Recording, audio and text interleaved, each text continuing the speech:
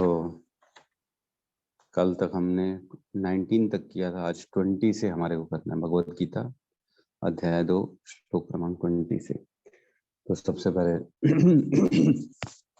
मंगलाचरण से स्टार्ट करते हैं।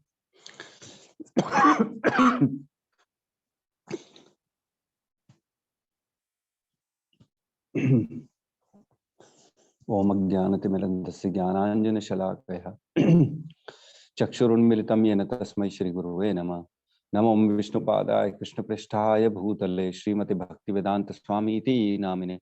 नमस्ते सरस्वती देवे गौरवाणी प्रचारिणे निर्विशेष शून्यवादी पाश्चात्य देशतारिणे।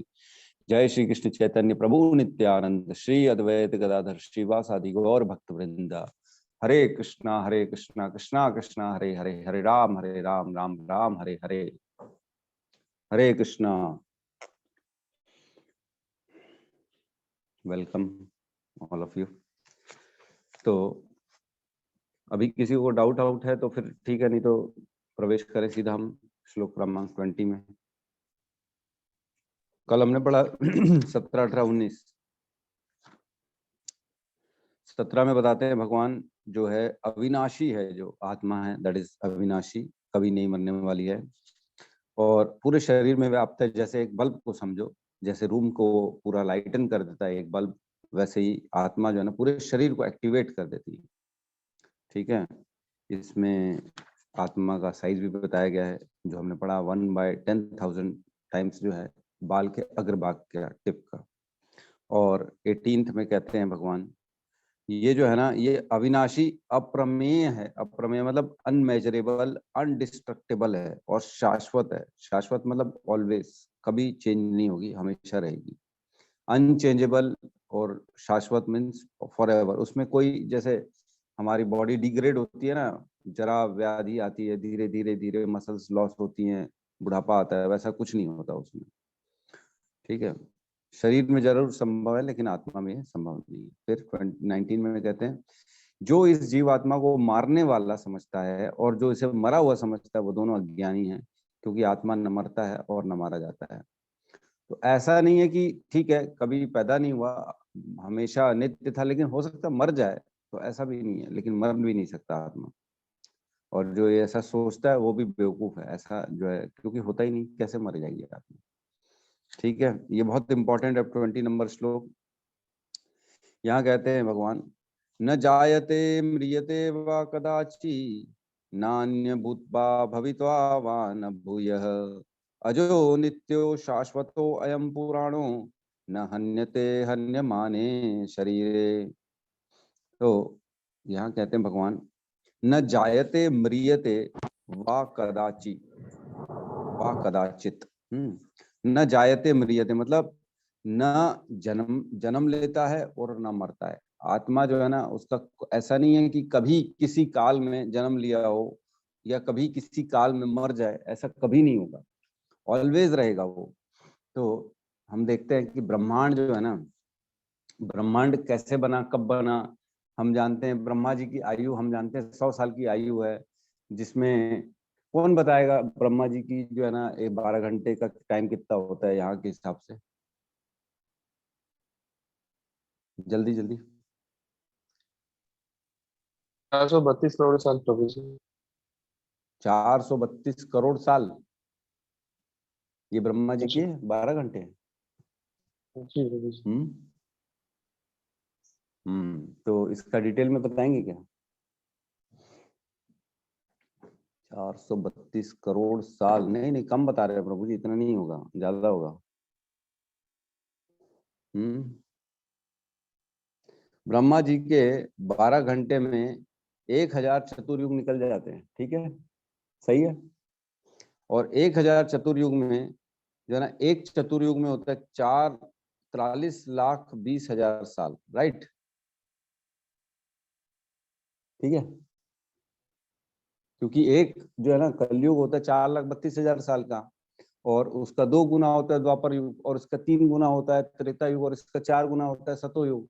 मतलब एक चतुर्युग में कलयुग का 10 टाइम्स पीरियड आ गया, मतलब 4,32,000 इंटू 10, 43,20,000 साल जो है ना एक चतुर्युग का टाइम पीरियड हो गया। और ऐसे जो है ना 1000 चतुर्युग आ जाते हैं ब्रह्मा जी के एक 12 घंटे में। ठीक है, तो इसका टाइम पीरियड होता है, ये तो बहुत बड़ा हो गया, मतलब ये हो गया 5,18,40,000 साल नहीं, 551,84 और उसके बाद 10 जीरो नहीं, 6 और 1 7 जीरो, उसके बाद इतना इतना पीरियड जो होता है ना ब्रह्मा जी की एक दिन में होता है, और इतना ही एक रात में भी होता है। और ऐसे ब्रह्मा जी के 365 दिन है और ऐसे ब्रह्मा जी के 100 साल हैं। तो हम कब आए होंगे सोचो, कितना पीछे हम आए होंगे इतने साल से। तो ब्रह्मा जी की आज आयु 50 साल है, आपको मालूम है कि नहीं? आज की ब्रह्मा जी जो है ना एट प्रेजेंट 50 साल हो चुके ब्रह्मा जी को, और 7वां मनवंतर चल रहा है, और 28वां चतुर्युगी चल रहा है आज की डेट में, और 28वां चतुर्युगी का कलयुग चल रहा है आज की डेट में। तो इतने साल हो चुके हमारे को इस ब्रह्मांड में।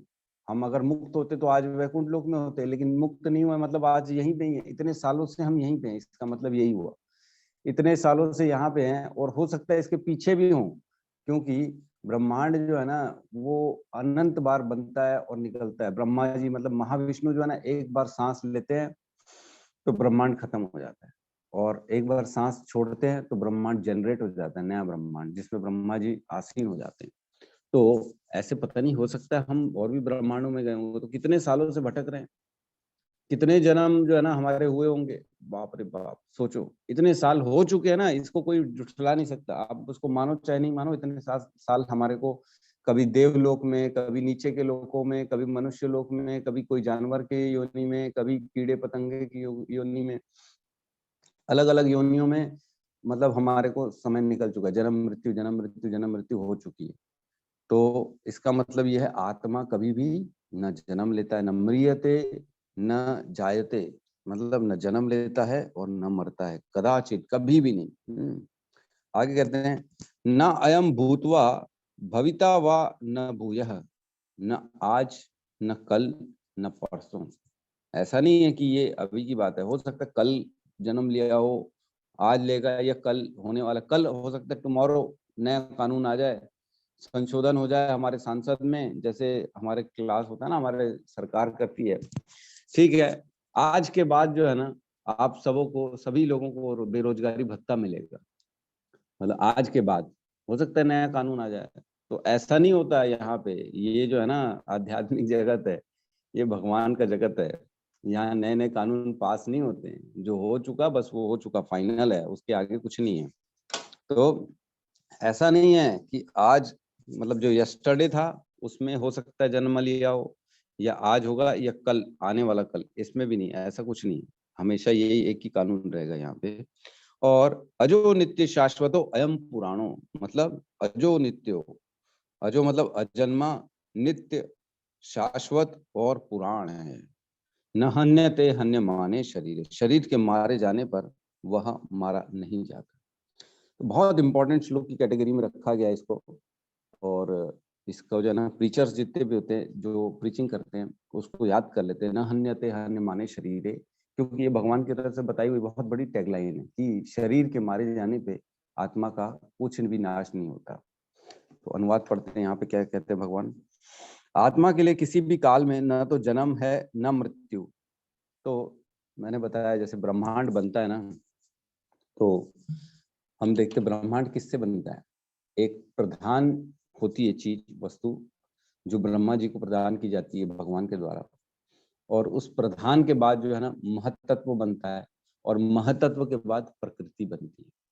तो प्रधान मतलब आप ऐसा समझ लीजिए जैसे एक रॉ मटेरियल हो गया, जैसे फर्नीचर के लिए जो है ना प्लाईवुड मंगा के दे दिया हमने कारपेंटर को कि रखो तुम और फर्नीचर काट काट के बनाओ। उसके बाद जो है वो फर्नीचर का प्रोसेस चालू करता है, उसमें समय देता है वो अपना, ठीक है, समय घुसता है उसके अंदर, और उसको काटता है अपने अपने हिसाब से, अलग अलग लोकों में बनाते हैं ब्रह्मा जी, 14 लोक बनाते हैं, पृथ्वी बनाते हैं, वायु हवा सब बनाते हैं। और उसके बाद जो है ना उसमें काल, काल तो प्रवेश करता ही है, और उसके बाद जीवात्माएं प्रवेश करती हैं। जीवात्माएं प्रवेश करती हैं, प्रकृति के 3 गुण प्रवेश करते हैं और फाइनली जो है ना वो फर्नीचर बन गया, मतलब प्रकृति बन चुकी है। तो प्रधान, महतत्व और प्रकृति, ये 3 स्टेजेस में शास्त्रों में बताया गया है कि ये प्रकृति बनती है। प्रधान मतलब रॉ मटेरियल हो गया, महतत्व मतलब उसको काटने पीटने का प्रोसेस है, उसको अलग अलग सेग्रीगेशन करना हो गया, और प्रकृति वो हो गया फाइनल जिसमें काल भी प्रवेश कर चुका है और जीव आत्माएं भी प्रवेश कर चुकी हैं। तो आप समझो, जब जीव आत्माएं काल के साथ प्रवेश करती, प्रधान में जो है ना काल नहीं रहता, काल मतलब टाइम। टाइम तो क्या होता है, जैसे आज अगर हम बोलेंगे किसी चीज को, आपको बोलेंगे करने के लिए, तो आज क्या पूछोगे आप, प्रभु जी कितने बजे, दोपहर को 12 बजे कर लूं मैंने कहा हाँ ठीक है कर लीजिए 12 बजे। तो एक समय का हमने डिनोमिनेशन डाल दिया इसमें कि 12 बजे से वो कार्य स्टार्ट हुआ, ठीक है। लेकिन यहाँ पे तो समय आया ही नहीं, प्रवेश तो जो है ना बाद में किया समय, और जीवात्माएं साथ में प्रवेश करती हैं। प्रधान के बाद महतत्व होता है, महतत्व में जो है ना प्रवेश करती है, उसके बाद प्रकृति बनती है। तो जब जीवात्माएं और काल इकट्ठे प्रवेश करते हैं तो उसके काल का कैसे अनुमान लगाया जाए जीवात्माओं को, क्योंकि इस ब्रह्मांड के बाहर तो काल काम ही नहीं करता है। काल जो है ना सिर्फ ब्रह्मांड के अंदर काम करता है। आध्यात्मिक जगत में देयर इज नो टाइम, कोई बिगिनिंग नहीं है, कोई स्टार्ट नहीं है, वहां का जो है ना अलग ही फॉर्मूला चल रहा है। तो हम किसी की आत्मा को उसका बैक में जा ही नहीं सकते, क्योंकि वहां काल ही नहीं है। कब शुरू हुआ आप पूछोगे तो भगवान ही जाने क्या हुआ क्या नहीं हुआ। तो उसका न तो जन्म है न मृत्यु है, दोनों ही नहीं है। वह न तो कभी जन्मा है, न जन्म लेता है और न जन्म लेगा, तो कभी नहीं लेगा। तो हमने ऑलरेडी पढ़ा 2.12 में पढ़ा हमने, क्या कहते हैं भगवान 2.12 में, कि ऐसा कभी नहीं हुआ कि मैं ना हूं या तुम ना हुए हो, अथवा ये समस्त राजा ना हैं, ऐसा और ऐसा है कि भविष्य में हम लोग नहीं रहेंगे। तो 2.12 में ऑलरेडी भगवान जो है ना ये थ्योरी बता चुके हैं कि ऐसा कभी भी नहीं है कि कोई आत्मा न रही हो, सब रहेंगे, ऑलवेज रहेंगे, थे, हैं और भविष्य में भी रहेंगे। तो वो अजन्मा है, अजन्मा मतलब जिसका जन्म नहीं हुआ कभी भी। जो नित्य है, नित्य मतलब ऑलवेज, जो अनचेंजेबल है, मतलब जिसमें कोई परिवर्तन नहीं होता। तो कई बार इसमें जो है ना आता है तात्पर्य में अभी अपन प्रवेश करेंगे, तो इसमें बताया है 6 तरह का जो है ना चेंजेस होती है बॉडी में। बॉडी जो है ना बताया गया है तात्पर्य में, आप खोलेंगे ना फर्स्ट पैराग्राफ में, तो शरीर में 6 प्रकार के रूपांतर होते हैं। वह माता के गर्भ से जन्म लेता है, शरीर कुछ काल तक रहता है, बढ़ता है, फिर कुछ उत्पन्न करता है, मतलब जो है अपनी नई जनरेशन पैदा करता है, फिर धीरे धीरे क्षीण होता है, मतलब फिर धीरे धीरे डिग्रेड होना चालू होता है, फिर खत्म हो जाता है, समाप्त होता है। तो ये 6 प्रकार की स्टेजेस से जो है ना आदमी का शरीर निकलता है। और आत्मा के लिए ऐसा कुछ नहीं, आत्मा इज ऑलवेज द सेम, जो थी वही है। आज हम अपने शरीर के अंदर हैं, तो हम अपनी जो है ना पुरानी एक्टिविटीज सब याद कर सकते हैं, हमारी बचपन में हमने क्या किया था क्या नहीं किया था, और इसके अलावा हमको सारी चीजें याद है। लेकिन अब क्या होता है, अब प्रभु जी शरीर साथ नहीं देता। मैं चले तो चलूं, दौड़ तो लूं, ये तो कर लूं, लेकिन अब शरीर साथ नहीं दे रहा। मतलब आप तो वही हो, सेम कैपेसिटी आज भी अंदर है, लेकिन शरीर पुराना हो गया, शरीर साथ देना बंद कर दिया। तो यहाँ पे कहते हैं नित्य है, अनचेंजेबल है, आत्मा कभी भी चेंज नहीं होती है, और शाश्वत है। शाश्वत मतलब उसमें जरा व्याधि ऐसा नहीं है कि ठीक है नित्य तो है, लेकिन थोड़ा बहुत उसमें जो है ना बुढ़ापा आ जाए, या उसकी एनर्जी कम हो जाए, या उसके अंदर की कोई प्रोसेस, मतलब कुछ भी उसमें डिग्रेड हो जाए, ऐसा नहीं है। शाश्वत रहेगा फॉर एवर ऑलवेज। तो इसमें जो है ना एक चीज लिखी है, आत्मा वृक्ष या किसी अन्य भौतिक वस्तु की तरह क्षीण नहीं होता। आत्मा की कोई उप सृष्टि नहीं होती। शरीर की उप सृष्टि संतानें हैं, और वे भी व्यष्टि आत्माएं हैं, और शरीर के कारण वे किसी न किसी की संतानें प्रतीत होती हैं। बहुत इंपॉर्टेंट लाइन है कि शरीर से जो है ना दूसरा शरीर को प्रकट किया जाता है, लेकिन आत्मा से दूसरी आत्मा को प्रकट नहीं किया जा सकता। बहुत इंपॉर्टेंट लाइन है। अगर हम सोचते हैं कि मैंने मेरे पुत्र को जन्म दिया, मैंने इसको जीवन दिया, मैंने इसको संसार में लाया, तो बहुत बहुत बड़ी गलत धारणा है। आप बहुत बड़ी गलत सोच रहे हैं कि मेरे कारण मेरे पुत्र हैं, मेरे कारण मेरे बच्चे हैं, या मैं मेरे पिताजी के कारण यहाँ पे संसार में मेरे को उन्होंने लाया, ऐसा नहीं। ठीक है, ये एक बॉडी का एक बायोलॉजिकल जो है ना प्रोसेस बना दिया गया है कि जो है संग होगा, उसके बाद एक उत्पत्ति होगी, शरीर नया आएगा, उसको जो है ना सारा डिटेल तीसरे कैंटो में दिया गया भागवतम में। जब जो है ना कपिल भगवान अपनी माता देवहूति को पूरा ज्ञान देते हैं कि किस प्रकार बच्चा जो है ना एक छोटे से मटर के दाने से लेके पूरा बड़ा शरीर हो जाता है, सब बता रहे हैं A to Z। हर हफ्ते में क्या हो रहा है, हर महीने में क्या हो रहा है, किस प्रकार बड़ा हो रहा है, जो गर्भ में धारण किया हुआ बच्चा है, सबसे पहले कौन सा अंग बन रहा है, सबसे पहले क्या हो रहा है, चेतना उसके अंदर कब आ रही है। आत्मा तो बोलते पहले दिन से प्रवेश करती है, जो भ्रूण है ना, भ्रूण में आत्मा फर्स्ट डे। एक्चुअल में आपको ये चीज एकदम दिमाग में फंडामेंटल क्लियर होना चाहिए, बगैर आत्मा के कोई भी शरीर बढ़ता नहीं है। जहां आत्मा रहेगी वहीं ग्रोथ होगा, वहीं एक्टिविटी होगी। तो जो भ्रूण में जैसे जो मटर का दाना बढ़ रहा है धीरे धीरे बच्चा, बगैर आत्मा के तो बढ़ ही नहीं सकता। तो आत्मा मतलब किसी भी चीज की एक्टिविटी के लिए आत्मा बहुत इंपॉर्टेंट है। आत्मा है तभी वो धीरे धीरे बढ़ रहा है। कई लोग बोलते हैं तीसरे महीने में प्रभु जी आता है ना, आत्मा प्रवेश करती है, अभी तो जो है ना उसके अंदर कुछ नहीं है, इसलिए जो है ना उसको मिसकैरेज, उसको गिरा दो, पता कर लो लड़की है लड़का है, या उसको जो है ना अपने हिसाब से। कई बार लोगों को बच्चे ज्यादा होते हैं तो बोलते हैं नहीं नहीं अब हमको नहीं चाहिए, अब हम इसको गिराएंगे। तो ये बहुत बड़ा महापाप है, भयंकर पाप है भ्रूण हत्या। हम जो है ना कभी पढ़ेंगे कैंटो 5 में 28 नरकों का वर्णन है। उसमें पूरा डिटेल में दिखाया गया, बताया गया कि कौन सा पाप करने से क्या नरक में, कौन से नरक में जाना पड़ेगा और उसकी क्या सजा होगी। तो ये जो है भ्रूण हत्या भी उसमें आता है। तो आज के लोग जो सोचते हैं ना, नहीं नहीं कोई प्रॉब्लम नहीं है, 2 बच्चे बस इनफ है, बाकी तो हटा दो। तो हटा दो तो आपको भी हटा दिया जाएगा, एक दिन नरक में भेज दिया जाएगा, फिर बैठ के जो है ना जन्मों जन्मों तक वहां पे सड़ोगे। तो यहाँ आगे अपन पहुंचते हैं, ज्यादा समय नहीं देते। नित्य शाश्वत तथा पुरातन है। पुरातन मतलब ओल्डेस्ट है। ओल्डेस्ट अब अपन ने डिस्कशन कर लिया कि जहाँ काली नहीं है तो हम उसका ओल्ड कैसे निकाल लें कि किस प्रकार जो है ना ओल्ड है। तो और आगे कहते हैं शरीर के मारे जाने पर वह मारा नहीं जाता। मतलब कौन नहीं मारा जाता? आत्मा नहीं मारी जाती। तो एक बार जो है ना एक हमारे इस्कॉन की बात चल रही है। एक बार जो है ना दो ग्रुप बने हुए थे किसी कार्य को लेके। वो महाराज के पास जाते हैं, बोलते हैं प्रभु जी मेरे हिसाब से ऐसा होना चाहिए। दूसरा ग्रुप बोलता है नहीं प्रभु जी, महाराज जी मेरे हिसाब से ऐसा होना चाहिए। तो दोनों में आपस में डिस्कशन बहस चल रही थी। एक ग्रुप चाहता था मेरे अकॉर्डिंग डिसीजन हो, दूसरा ग्रुप चाहता था मेरे अकॉर्डिंग डिसीजन हो।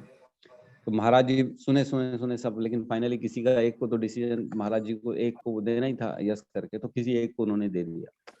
तो दूसरा ग्रुप जो है ना वो महाराज जी के पीछे पड़ गया, उनके रूम में चला गया। महाराज जी मेरे को लगता है आप समझे नहीं हमारी बात को, हमने ऐसा चाहा इससे इतना एडवांटेज हो जाएगा, ये हो जाएगा, ये प्रॉब्लम सॉल्व हो जाएगी, हमारे भक्त लोगों को बेचारों को सुविधा मिल जाएगी, जो भी एक्स वाई जेड। तो महाराज जी ने सुना, तो महाराज जी ने बोला all problems will be solved when Mahavishnu inhales. तो देखो महाराज जी जवाब देते हैं कि जब महाविष्णु जो है ना वो सांस लेंगे तो सारी प्रॉब्लम सॉल्व हो जाएगी। तो मतलब जब जो है ना ये पूरा ब्रह्मांड नष्ट हो जाएगा, एक सांस में नष्ट हो जाएगा पूरा ब्रह्मांड, तब सारी प्रॉब्लम सॉल्व हो जाएगी। तो लोग जो है ना खाली इस भौतिक संसार में अटके हुए हैं, यहीं पे ही हैं कि ये हो जाए वो हो जाए फला। लेकिन जो है ना महाराज जो जो हमारे गुरु आचार्य है वो दूर दृष्टि देखते हैं, वो समझते हैं कि खाली हम एक काल क्रम में फंसे हुए हैं और कुछ नहीं, निकलना है बस यहाँ से, इन सब चीजों में ज्यादा कुछ रखा नहीं। तो एक एग्जांपल दिया है यहाँ पे नीचे 78 में। कभी कभी हम बादलों या अन्य कारणों से आकाश में सूर्य को नहीं देख पाते, किंतु सूर्य का प्रकाश सदैव विद्यमान रहता है, अतः हमें यह विश्वास हो जाता है कि यह दिन का समय है। प्रातः काल जो ही आकाश में थोड़ा सा सूर्य प्रकाश दिखता है तो हम समझ जाते हैं कि सूर्य आकाश में है। इसी प्रकार चूंकि शरीर में चाहे पशु हो या पुरुष हो या कुछ न कुछ चेतना रहती है, अतः हम आत्मा की उपस्थिति को जान लेते हैं। तो जिस प्रकार सूरज को समझा जा सकता है प्रकाश से, वैसी किसी भी जीव आत्मा में हम आत्मा समझ सकते हैं कि नहीं है, उसकी चेतना से। तो यहाँ आत्मा दो प्रकार की बताई गई है, एक अणु आत्मा और एक विभू आत्मा। अणु आत्मा मतलब हम लोग हैं, जो एक छोटे से दाने के बराबर है भगवान के सामने, और विभू आत्मा मतलब भगवान है, जो सागर है पूर्ण पूर्ण रूप से, और जिसके हम छोटे से अंश हैं। तो ये विभू और अणु आत्मा है। और एक परमात्मा के बारे में भी बताया गया है इसमें। इसमें कठोपनिषद का जो है ना श्लोक आया 1.2.20, इसका तात्पर्य पढ़ रहा हूँ। परमात्मा तथा अणु आत्मा दोनों शरीर रूपी उस वृक्ष के में जीव के हृदय में विद्यमान है, और इनमें से जो समस्त इच्छाओं तथा शोकों से मुक्त हो चुका है, वही भगवत कृपा से आत्मा की महिमा को समझ सकता है। तो एक्चुअल में बताया गया है कि हम आत्मा और परमात्मा ना एक वृक्ष के दो पक्षी हैं। एक खाली नोटिस कर रहा है और एक खाली जो है ना फल खाए जा रहा है, कभी ये फल, कभी वो फल, कभी जन्म, कभी मृत्यु, कभी खुशी, कभी गम, कभी अपने परिजन, कभी ये, कभी वो, बस ये करे जा रहा है। और आत्मा जो है ना परमात्मा बैठी हुई है, उसका वेट कर रही है, अरे कभी तो तू आ जा। तो आजकल की पिक्चर में दिखाते हैं कि हीरो जो है ना हीरोइन के लिए पागल हो गया है, वो कुछ नहीं कर रहा, वो बाल बड़े कर लिया है, दारू पी रहा है, उसको बस दिन रात रो रहा है, अपना जीवन नष्ट कर लिया है, 2 5 10 साल तक वो पूरा खराब कर देता है। लेकिन यहाँ पे जो है ना परमात्मा अनंत काल जन्मों से सिर्फ वेट कर रहे हैं, वो हमारे अंदर। देखो लिखा है इस श्लोक में, कठोपनिषद में जो श्लोक है उसमें यही कहा गया है कि अणु आत्मा दोनों, परमात्मा तथा अणु आत्मा दोनों शरीर रूपी उस वृक्ष में जीव के हृदय में विद्यमान है, हृदय में रहते हैं, और भगवान वेट करते हैं कब ये मेरी तरफ आएगा, कब मेरे को देखेगा। तो असली प्रेमी कौन हुआ? जो आज के हीरो हीरोइन, जो अपने सो कॉल्ड बिलव्ड के लिए इतना परेशान होते हैं, खाते पीते नहीं है, घर बार छोड़ देते हैं, कि परमात्मा जो अनंत काल तक पता नहीं कब से हमारे साथ बैठे हैं और हमारे लिए वेट कर रहे हैं कि कब मेरी तरफ मुड़ के देखेगा और कब मेरी शरण ग्रहण करेगा। ठीक है, नेक्स्ट श्लोक में प्रवेश करते हैं। किसी को कुछ कहना है, डाउट है तो फिर नहीं, हम 5 मिनट बाद ही डाउट लेते हैं किसी के भी अगर कुछ है तो। ठीक है, नेक्स्ट श्लोक 21। वेद अविनाशिनम नित्यम य अजम अव्ययम कथम स पुरुष पार्थकम घातयति हन्ति कम। हे पार्थ, जो व्यक्ति यह जानता है कि आत्मा अविनाशी है, अजन्मा, शाश्वत तथा अव्यय है, वह भला किसी को कैसे मार या मरवा सकता है?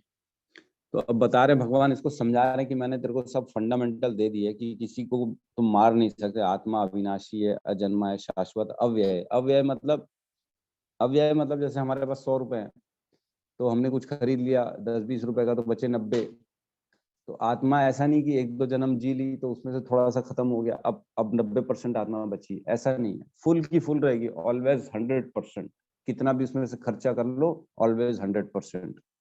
तो ऐसी स्थिति में भला वो किसी को कैसे मार या मरवा सकता है? जो मैं तेरे को समझा रहा हूँ, बोल रहे भगवान कि तू मार मार मार, तो ऐसी स्थिति में तू किसको कैसे मार सकता है? तू जब सोच रहा है आत्मा नहीं मरती है, तो फिर मार चुपचाप। लेकिन समझ ही नहीं पा रहे हैं।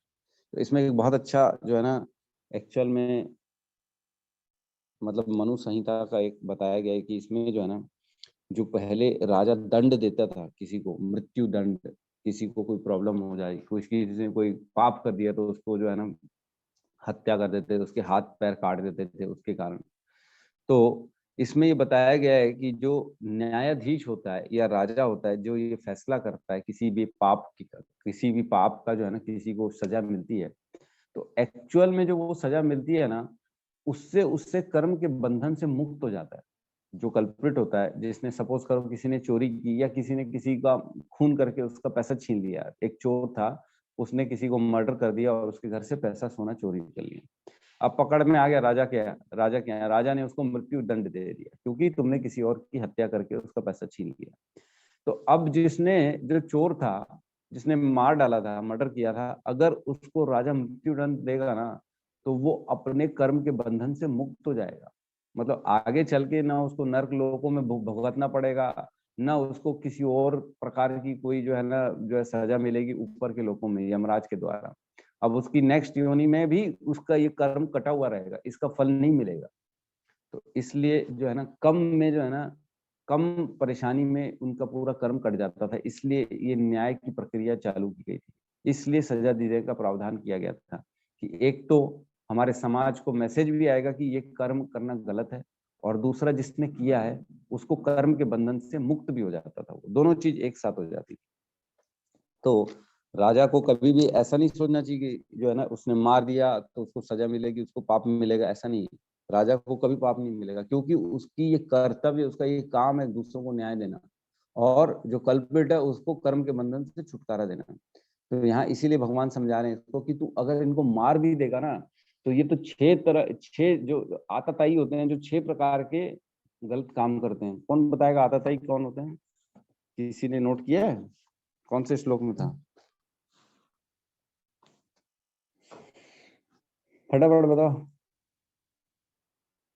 आतताई हमने पढ़ा ना, छह तरह के जो गंदे काम करते हैं उसको आतताई कहते हैं भगवान, और उसको तुरंत मारने का जो है ना आदेश है। पढ़े हैं पहले अध्याय में, बताओ।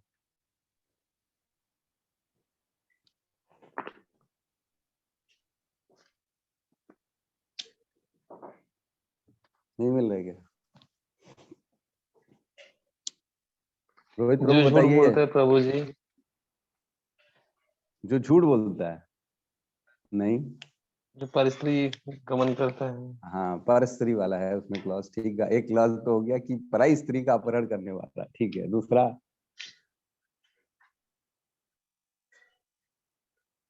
रोहित प्रभु दूसरे का बताइए। जमीन हड़प लेता है प्रभु जी। क्या कर लेता है? दूसरे का जमीन हड़प लेता है। जमीन हड़प लेता है? हाँ, ऐसा भी तो कुछ एक था प्रभु जी उसमें। हाँ, जमीन मतलब उसका धन लूटना, हाँ ठीक है। हाँ। चलो, जमीन और धन दोनों आ गए, ठीक है। दो कारण होगा। और तीसरा आतताई कौन होता है?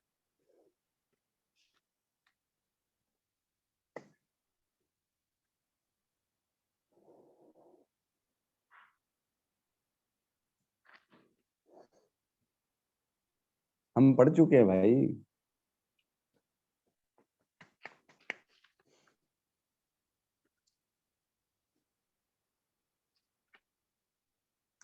तो चलो, ज्यादा समय नहीं नष्ट करते हैं हम। 1 पॉइंट। से आक्रमण करने वाला, जी माता जी। घातक हथियार से आक्रमण करने वाला, धन लूटने हाँ, वाला, दूसरे की भूमि हड़पने वाला, पराई स्त्री का अपहरण करने वाला। अरे वेरी गुड, माता जी ने सब बता दिया। और विष देने वाला, है ना, घर में आग लगाने वाला। तो 6 कारण बताए गए 1.36 में। विष देने वाला, घर में आग लगाने वाला, हथियार से आक्रमण करने वाला, धन लूटने वाला, भूमि हड़पने वाला, और पराई स्त्री का अपहरण करने वाला। तो ये 6 काम जो करता है ना, उसमें भगवान बोलते हैं कि उसको तुरंत मार देना चाहिए। उसकी हत्या में कोई पाप नहीं लगता। मतलब ये जो इसने भी किया, उसने क्या किया, अपना अधिकार दे दिया ऑलरेडी राजा को, अब मेरे जो है ना प्राण तेरे हवाले, अब मैं मर चुका हूँ। तो अगर राजा उसको मार भी दे या कोई उसको क्षत्रिय मार भी दे तो कोई पाप नहीं लगेगा उसको।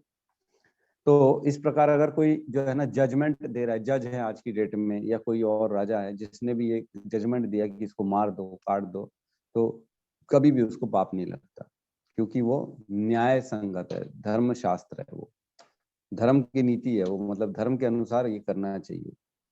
तो लेकिन देखो ऐसा है, इसमें एक चीज और है, एक चीज समझ में, अगर सपोज करो क्षत्रिय है और उसने देखा, उसको मालूम है कि इसने ये गलत किया, लेकिन अगर वो दंड नहीं दे तो करुणावश भक्त बन गया है, अरे नहीं प्रभु जी, अब मेरे से जो है ना मारा पीटी नहीं होती, अब मैंने गीता पढ़ ली है, मैंने जो है ना सुबह उठ के डेली 6 बजे उठता हूँ, भगवत गीता की क्लास होती है, अब मारा पीटे नहीं जाता प्रभु जी हमारे से।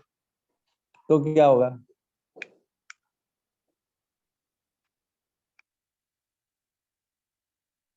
बताइए अतुल प्रभु। आज के टाइम पे तो प्रभु जी, आज के टाइम पे तो नहीं कर सकते प्रभु जी।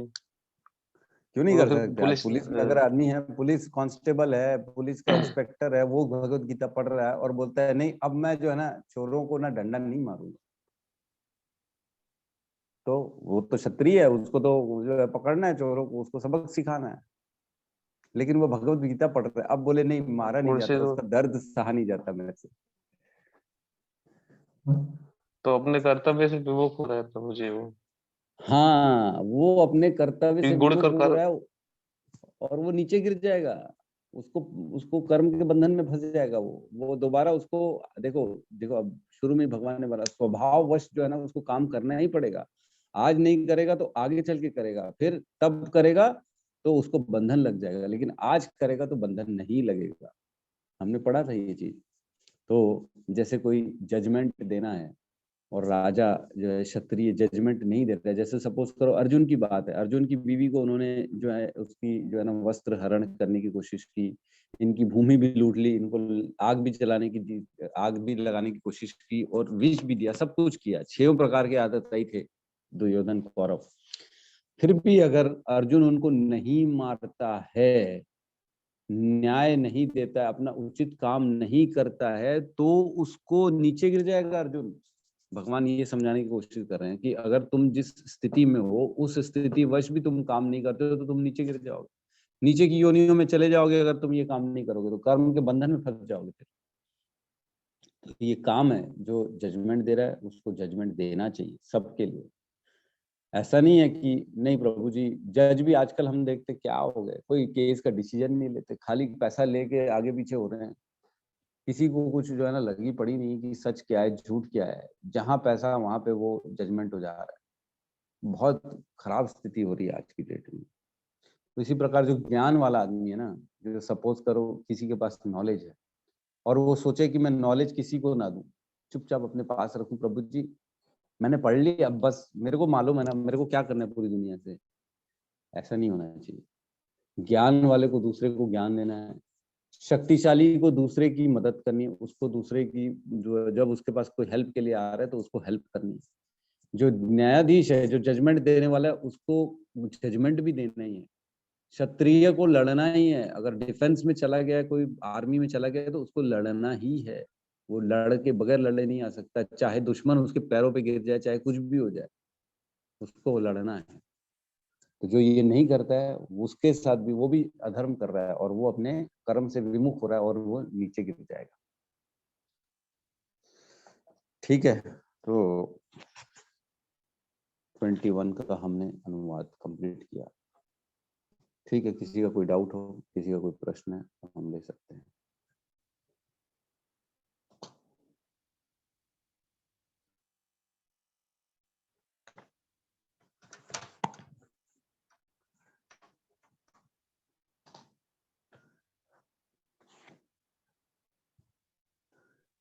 हरे कोई कृष्ण प्रश्न प्रभु नहीं जी। है? जी प्रभु जी, हरे कृष्णा। प्रभु जी 20वां श्लोक में तात्पर्य में नीचे में दिया हुआ जहाँ पे कठोपनिषद का जो है उल्लेख है 1.2.20 का, इसमें दिया है, कृष्ण परमात्मा के भी उद्गम है। हाँ तो सही तो है, तो कृष्ण प्रभु जी परमात्मा के मतलब उद्गम है ना। आप खोलो श्लोक क्रमांक 13.25 13, 23, 25, 28 खोलो, इसमें आपको आंसर मिल जाएगा। 13-25 देखो, पेज नंबर 481। यहाँ कहते हैं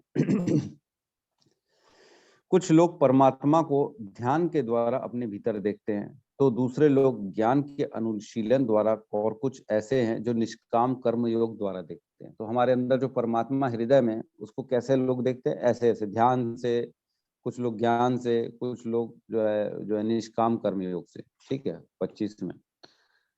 और 28 में कहते हैं भगवान, जो परमात्मा को समस्त शरीरों में आत्मा के साथ देखता है और जो यह समझता है कि इस नाश्वर शरीर के भीतर न तो आत्मा न ही परमात्मा कभी भी विनष्ट होती है, वही वास्तव में देखता है। तो जो आत्मा और परमात्मा को साथ में देखता है और ये देखता है कि कभी भी विनष्ट नहीं होती है, वो सही देखता है। और इसके अलावा एक और श्लोक है, मैं आपको बता रहा हूँ, 15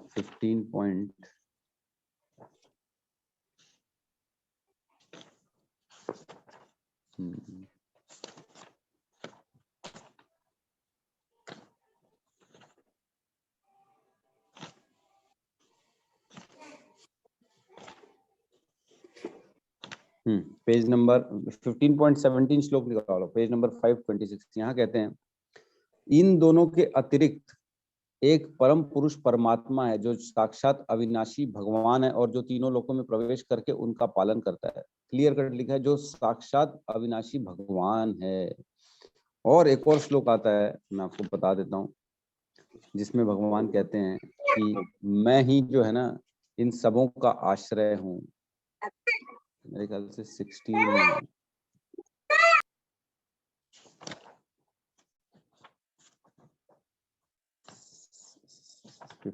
16 के लास्ट में कहते हैं भगवान,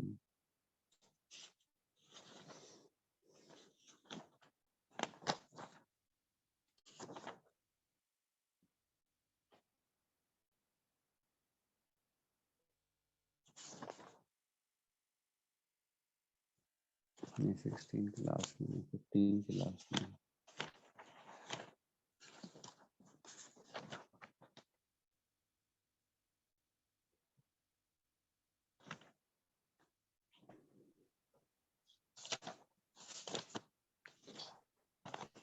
नहीं प्रभु जी, इसमें मेरा एक प्रश्न था बोलिए ना। कि इसमें जैसे पढ़ने से ऐसा लगता है कि नहीं, जो कृष्ण भगवान है वो परमात्मा से अलग है। अलग भी हैं और उनके ऊपर भी हैं, दोनों सही कह रहे हैं आप। और लेकिन अध्याय का 15 में आपने जो 17 श्लोक बताया, उसमें ऐसा पढ़ने से लगता है इन दोनों के अतिरिक्त एक परम पुरुष परमात्मा है जो साक्षात अविनाशी भगवान है, जबकि कृष्ण तो खुद ही भगवान है। देखो आप एक काम करो, 15 पॉइंट जो है ना 15 पढ़ो। भगवान कहते हैं यहाँ पे, मैं प्रत्येक जीव के हृदय में आसीन हूँ और मुझी से स्मृति, ज्ञान तथा विस्मृति होती है। तो भगवान पहले कह रहे हैं कि मैं ही हूँ जो सबके हृदय में आसीन, ठीक है। उसके बाद कहते हैं भगवान 16 में, जीव दो प्रकार के होते हैं, च्युत और अच्युत। भौतिक जगत में प्रत्येक जीव च्युत अक्षर होता है और आध्यात्मिक जगत में प्रत्येक जीव अच्युत अक्षर कहलाता है। तो जो आध्यात्मिक जगत है ना, उसके बारे में हल्का सा भगवान यहाँ पे आपको इंडिकेशन दे रहे हैं कि इसके अलावा एक भौतिक जगत के अलावा एक आध्यात्मिक जगत है। फिर भगवान कहते हैं 17 में, इन दोनों के अतिरिक्त एक परम पुरुष परमात्मा है जो साक्षात अविनाशी भगवान है और जो तीनों लोकों में प्रवेश करके उनका पालन कर रहा है। तो इनके अलावा एक और है जो परमात्मा सबके हृदय में रहते हैं, भगवान जो है जो सबका पालन करते हैं। और इसके लास्ट में भगवान का खुद का साक्षात्कार होता है, चूंकि मैं मतलब कृष्ण शर तथा अक्षर दोनों के परे हूँ और चूंकि मैं सर्वश्रेष्ठ हूँ तो मैं इस जगत तथा वेदों में परम पुरुष के रूप में विख्यात हूँ। तो भगवान अपनी डेफिनेशन परमात्मा से अलग बता रहे हैं कि मैं हूँ कृष्ण जो कि अलग है, लेकिन पहले बताया 15.15 में कि मैं ही हूँ वो जो सबके हृदय में प्रवेश करता हूँ। बोले ना भगवान 15.15 में आपको, सर्वस्य च हरम हृदय सन्निविष्टो, मैं सबके हृदय में मैं ही हूँ जो प्रवेश करता हूँ और मैं ही उनको स्मृति, ज्ञान और विस्मृति देता हूँ। तो वो कौन है जो प्रवेश करता है? एक्चुअल में कृष्ण नहीं है, लेकिन कृष्ण का ही स्वरूप है जो प्रवेश करता है परमात्मा के रूप में। तो ऐसे अगर आप समझेंगे तो आपको समझ में आएगा कि तीनों प्रकार से भगवान ही हैं, लेकिन अपनी आइडेंटिटी भगवान की एक अलग भी रहती है जो कभी भी चेंज नहीं होती कृष्ण के रूप में। ठीक है प्रभु जी? ठीक है प्रभु जी। एक और मेरे ख्याल से एक ना ये है प्रभु जी, एक प्रश्न है। मेरा प्रश्न है कि आपने बताया जो चीज बढ़ती है उसमें आत्मा होती है, वृक्षों में भी आत्मा होती है क्या? वृक्षों के फल में और टहनियों में अलग से आत्मा होती है, क्योंकि फल तोड़ने से वृक्ष तो नहीं मरता। तो ये एक क्वेश्चन है राधिका माता जी का। ठीक है, बहुत अच्छा क्वेश्चन पूछा माता जी ने कि जैसे फल, एक पेड़ है उसमें बहुत सारे फल लग रहे हैं और फलों में बीज है, और बीज को अगर हम बो देंगे दोबारा तो वो दोबारा पेड़ बन जाएगा, तो वो तो अलग पेड़ हो गया। तो एक पेड़ से निकला और दूसरा पेड़, जैसे ये समझना पड़ेगा कि एक पेड़ में कितनी आत्मा होती है। माता जी बोल रही है कि एक बीज में फिर दोबारा क्या आत्मा प्रवेश करती है। तो मैंने पहले ही बताया है कि जो आत्मा होती है ना, अनगिनत आत्मा होती है एक शरीर के अंदर। एक शरीर हमारा जो है इसमें अनगिनत आत्माएं, एक शरीर वृक्ष का जो है उसमें अनगिनत आत्माएं हैं। लेकिन सपोज करो आपने वो बीज निकाला फल से, तो उसमें आत्मा तो रहती है, बहुत सारी आत्माएं रहती है। अगर हमने उसको प्रॉपर बोया, बीज को उगाया, तो उसमें से एक आत्मा जो रहेगी ना, उसको मेन मास्टर आत्मा बना दिया जाएगा, उस शरीर का, उस क्षेत्र का, उस पेड़ का। और बाकी सारी आत्माएं जो होंगी ना, उसकी सपोर्टिंग आत्माएं हो जाएंगी। मतलब वो जो खाना बनाना, उसको पचाना, उसका पालन पोषण करना, उस पेड़ की टहनियों को बड़ा करना, ये करना वो करना। जैसे हमारा शरीर होता है, हमको पता नहीं पड़ता हमारे शरीर कब बढ़ रहा है।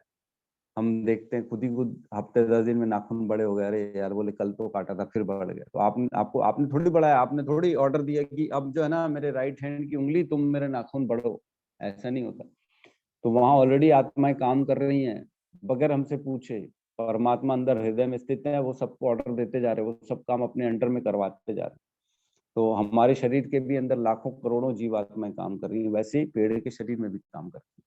तो जैसे हम पेड़ की टहनियों को काट के बोना चालू कर देते हैं, तो जितनी आत्मा उसकी पेड़ की टहनियों में होंगी, उसमें से एक आत्मा को मास्टर बना दिया जाएगा उसके प्रारब्ध के अनुसार। और ये काम प्रकृति का होता है, तो उस प्रारब्ध के अनुसार उस एक आत्मा को मास्टर बना दिया जाएगा, बाकी आत्मा को उसके सपोर्टिंग रोल का काम दिया जाएगा। ऐसा होता है माता जी। ठीक है।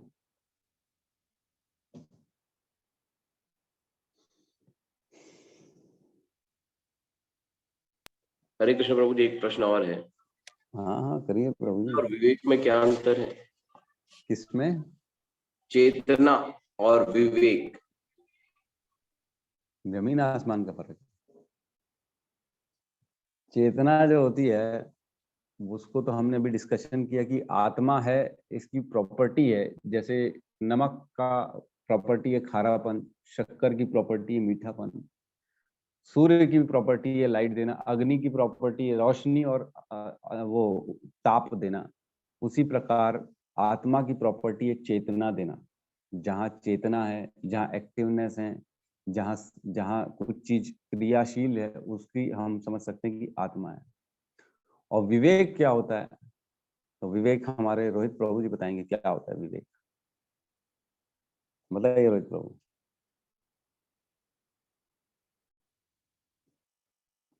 अरे गायब हो गए क्या रोहित प्रभु? नहीं प्रभु जी, हूँ प्रभु जी। अच्छा। आज वीडियो ऑन मतलब करके नहीं बैठे हो रहा? नहीं प्रभु, जब भी ऐसे जा रहा था। विवेक बोले तो अपने आप में एक इंटेलिजेंस होता है प्रभु जी, एक मतलब अपने आप में जो क्या बोला जाए उसको, इंटेलिजेंट ही अपने आप में जो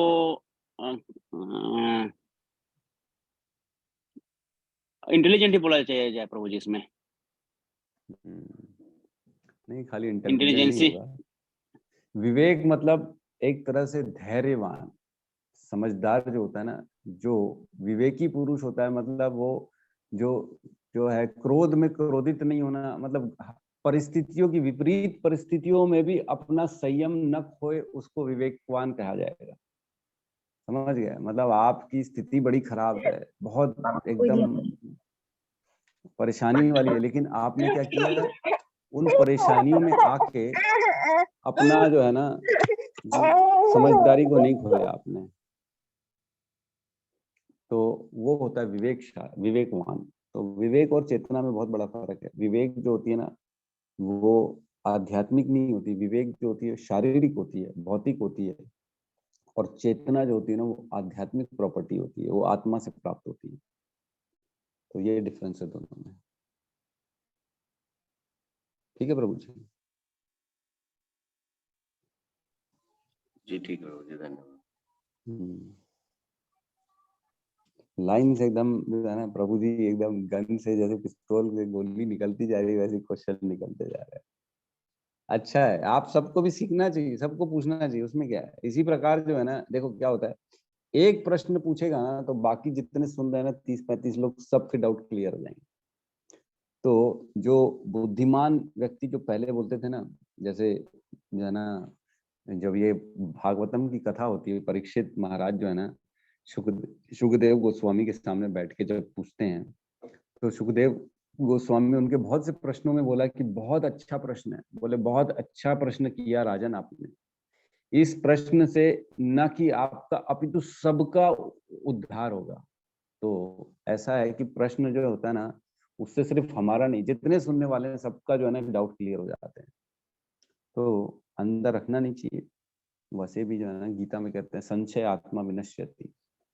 तो संशय जितने जितने रखेंगे उतना फिर हमारी जो है ना गड्ढा बड़े होते चले जाएंगे, छोटे नहीं होंगे। हरे कृष्ण प्रभु जी, धन्यवाद, प्रणाम। जी प्रभु जी, हरे कृष्ण। प्रभु जी, जैसे मैं एक बुक पढ़ रहा था, उसमें ऐसा लिखा हुआ था कि अल्प बुद्धि वाले व्यक्ति जिज्ञासाएं कम करते हैं, परंतु जो बुद्धिमान है उनके प्रश्नों का स्तर ऊंचा होता है। तो इसका मतलब क्या हो सकता है प्रभु जी? मतलब अल्प बुद्धि मतलब कम बुद्धि वाले। देखो, बुद्धि कम ज्यादा नहीं है। एक्चुअल में क्या है, मेरी बात समझना। बुद्धि जो होती है ना वो सबकी सेम है, लेकिन किसी की शरणागति कम है, किसी की शरणागति ज्यादा है। किसी पे गुरु की कृपा कम है, किसी जैसे कोई सुन रहा है आज, तो उसको विश्वास नहीं होगा ना, तो वो समझ नहीं पाएगा चीजों को। वो अपनी बुद्धि से फिर जो है ना अपने स्वभाववश जो है ना अपने 3 गुणों के अधीन में रह के वो अलग अलग जो है ना भौतिक चीजें सोचना चलेगा। तो मतलब कम बुद्धि इन द सेंस जिसने अभी प्रगति नहीं की है, तो वो अभी भौतिक स्तर पे ही है, इसलिए उसको ऐसा बताया गया कि उसकी देहात्म बुद्धि है एक्चुअल में। तो वो उसके प्रश्न जो है ना वो भौतिक को रहेंगे, और जो थोड़ा सा धैर्यवान है, जो समझदार है, जिसने आध्यात्मिक रस का ग्रहण किया हुआ है, उसके प्रश्न जो रहेंगे थोड़े से हाई क्वालिटी के रहेंगे। और वो मतलब एक्चुअल में जो शाश्वत, जो हमने कहा ना, जैसे धर्मो ही एको अधिको विशेष, धर्महीन पशु भी समाना। तो अगर धर्म के बिना जैसे जो आहार निद्रा भय मैथुन से रिलेटेड क्वेश्चन करेंगे, तो ये जो है ना अल्प बुद्धि कहलाएंगे और देहात्म बुद्धि कहलाएंगे। लेकिन जो आत्मा के साथ जाने वाली, जो शाश्वत रहने वाली, उससे रिलेटेड जो भी क्वेश्चन रहेंगे ना, वो आपके समझदारी क्वेश्चन रहेंगे कि नहीं आपने ऐसा क्वेश्चन पूछा जिसका आंसर ऐसा है जो आपके साथ शाश्वत काल तक रहने वाला है। ऐसी चीज आप जानना चाह रहे हो जिससे आपका न कि इस जीवन में अपितु इसके आगे के जीवन में भी सुखमय होगा। तो ये समझदारी वाली बात है। प्रभु जी धन्यवाद। हरे ठीक है, कृष्ण। हरे कृष्ण। तो एक हरे श्लोक आता है। जी अच्छा। प्रभु जी। प्रभु जी, क्वेश्चन था कि जैसे मरने के बाद कोई आत्मा भटकती है, और जैसे कोई बोलता है ना कि भूत बन जाता है या किसी और में भी समा जाती है, उसको परेशान करती है, तो ऐसा भी होता है क्या प्रभु जी? कोई बुरी आत्मा भी होती है क्या जो किसी को यहाँ परेशान करे, या घूमते रहती है, भटकते रहती है, या उसे कैद भी किया जा सकता है क्या आत्मा को? देखो, ये सब तो है ना हमारे एक्चुअल में हमारे जो है ना कोर्स के बाहर, सिलेबस के बाहर का क्वेश्चन पूछा है आपने। वैसे होता तो है ये कि भूत तो बनते हैं। जो देखो, भूत कौन बनता है? जिसको शरीर नहीं मिलता, जिसने जो है ना, जिसने आज आत्महत्या कर ली, सपोज करो किसी ने, तो अब उसकी जीवन था 50 साल का, आज 24 साल में उसने आत्महत्या कर ली, तो अब 26 साल उसको भूत बन के घूमना पड़ेगा, भूत और प्रेत बन के। तो ऐसे लोगों को जो इच्छाएं होती है ना वो पूरी नहीं होती हैं, और इच्छा के लिए शरीर की आवश्यकता होती है। बिना शरीर के जो है ना वो भोग नहीं कर सकते, ना खा सकते, ना पी सकते, ना संग कर सकते किसी का। तो वो लोग कोशिश करते हैं ऐसे शरीर ढूंढे जिसमें हम प्रवेश करके जो है ना अपने भोग को भोग सके। तो ये करना बड़ा मुश्किल होता है। लेकिन कुछ शरीर ऐसे मिल जाते हैं जो बड़े कमजोर होते हैं, और जिन्होंने जो है ना मतलब किसी, हो सकता है, मेरे को एग्जैक्ट नहीं मालूम, लेकिन ऐसा हो सकता है कि वो किसी शरीर में प्रवेश करके अपनी जो है ना इच्छा पूर्ति कर सके। तो ये सब जो है ना कर्मकांडी लोग, वो लोग इसका निराकरण कर देते हैं। लेकिन जो भक्त होता है ना, जिसके पास, जिसने, जो असुर नहीं है, सुर मतलब जो विष्णु के उपासक है, कृष्ण के उपासक हैं, और असुर मतलब जो कृष्ण के उपासक नहीं है। तो जो भगवान को नहीं मानते हैं, जो एथीस्ट हैं, उनके अंदर की जो होती है ना शक्ति, वो कम होती है, प्रतिरोधक शक्ति। और जो भक्त होता है ना, उनको पूर्ण विश्वास होता है अपने भगवान के ऊपर, आत्मा के ऊपर। तो वो ये सब चीजों उनके अंदर प्रवेश करना तो पॉसिबल ही नहीं है मेरे को लगता है। बाकी पता नहीं दूसरों के अंदर कैसे प्रवेश करते हैं, क्या कैसे कब्जा कर सकते हैं, ये सब मेरे को नहीं मालूम, क्योंकि हमने ये सब पढ़ा नहीं कभी।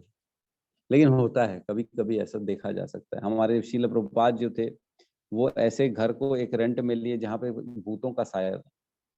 तो उनको मालूम था ये भूत वूत होते कुछ नहीं है, ये डराने की कोशिश करते हैं खाली। अगर हम डर जाएं तो हम जो है ना मर जाएंगे, लेकिन डरना नहीं चाहिए इनसे, क्योंकि ये हमारा कुछ नहीं कर सकते। जहाँ डर गए तो फिर जैसे कुत्ता होता है ना, कुत्ता आपको भौंकता है, अगर आप डर गए तो वो और आपके पीछे आएगा, लेकिन आप खड़े हो गए दृढ़ता से तो वो चुपचाप चले जाता है। तो वैसे ही भूत होते हैं, कोशिश करेंगे आपको डराने की, लेकिन हमको डरना नहीं, क्योंकि हमारे शरीर में ना प्रवेश कर सकते। भक्तों के खास तौर से जो सूर होते हैं ना, उनको तो वो कुछ नहीं कर सकते, लेकिन डराने की कोशिश करेंगे। तो श्रील प्रभुपाद जिस घर में गए तो वहां जब रात में वो जो है ना अपना ट्रांसलेशन का काम कर रहे थे, लिख रहे थे, तो बार बार जो है ना उसको डिस्टर्ब करने के लिए भूत ना इंक गिरा दे रहे थे, उनकी इंक गिरा दे रहे थे। कभी लाइट बंद चालू हो रही थी, कभी कुछ आवाज आ रही थी, ऐसा हो रहा था काम। तो श्रील प्रभुपाद विचलित नहीं हुए, क्योंकि उनको मालूम था ये सब कर कुछ नहीं सकते, खाली यही सब करके डराने की कोशिश करेंगे।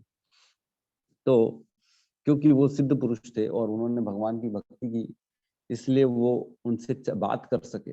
वो उन्होंने बात की, बोली तुमको प्रॉब्लम क्या है।